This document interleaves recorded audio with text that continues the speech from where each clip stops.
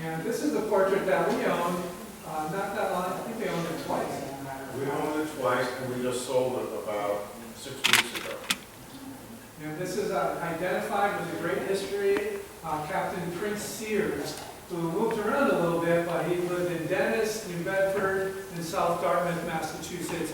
And that's all in the vicinity of the South Shore and the Cape.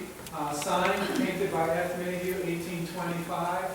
And this was the earliest appearance that I could find of this really unique device that he developed, of this unusual sailing ship floating on a little sliver of water in the air. At the time, other portrait artists would do sea captains, and they would put the ship in the background, but it was generally a whole kind of landscape that would go with the sitter.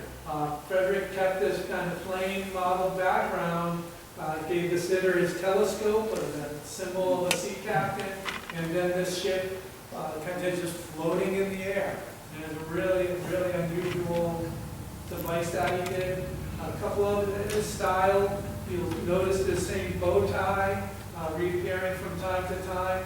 And as I started looking through several of these portraits, and you'll notice for the painting of the face, there's a couple similar techniques. And in this earlier period, he kind of has a roundness to the figure and the form. But he also did a funny thing under the lip, where to give it a little bit of depth, he kind of really gave a dark, heavy shadow under the lip. And that appears over and over and over again in his portraits. And I think it's one of those things that you want to look for if you're identifying a portrait that's unsigned.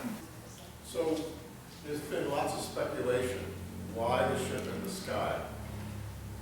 This profession of making a living on the sea was really difficult.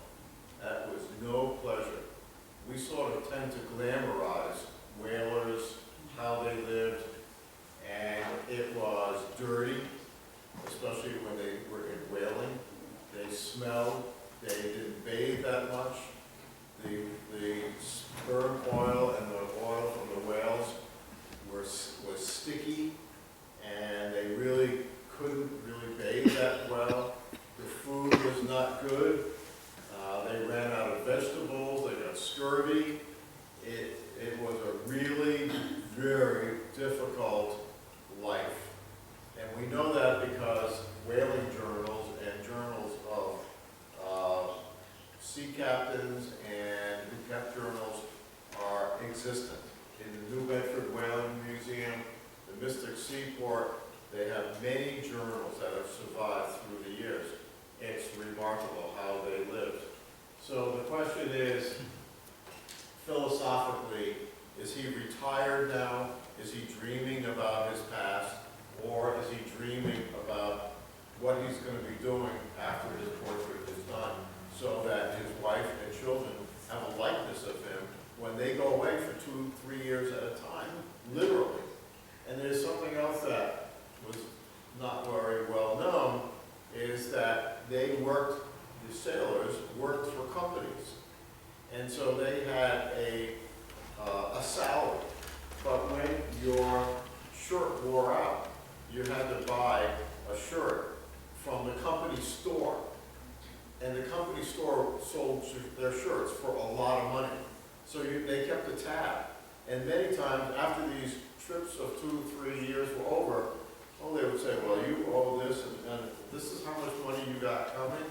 But this, you bought 3 shirts, 2 pairs of breeches, and they walked out with nothing after 3 years, 4 years on the sea. And there's recently, I'm going to do a little advertisement. I just watched a 10-part series on Hulu, which is one of the networks. It's called The Terror, about 2 British ships that went up into the Arctic to catch the whales when they came back in the spring. So their intent was actually to freeze over. Of course, when the water freezes, it squeezes, expands, and the ships were crushed. And there's many, many journals telling this story. And those guys They were literally crushed. They ran out of food. They were blinded by the snow, on and on and on. And it's a little creepy, the story, but if you really want to watch something that really sort of tells the story of how they lived, it's called The Terror. And The Terror is a sort of a, they come across a monster, so to speak, but The Terror is the name of the ship, the English ship, and it's a very well-known story. It's really remarkable how these guys lived. And so this is about as good as it gets. I mean, the ship is up there in the sky, and he's dreaming or whatever. He's having it, who knows what the Frederick Mayhew was trying to represent.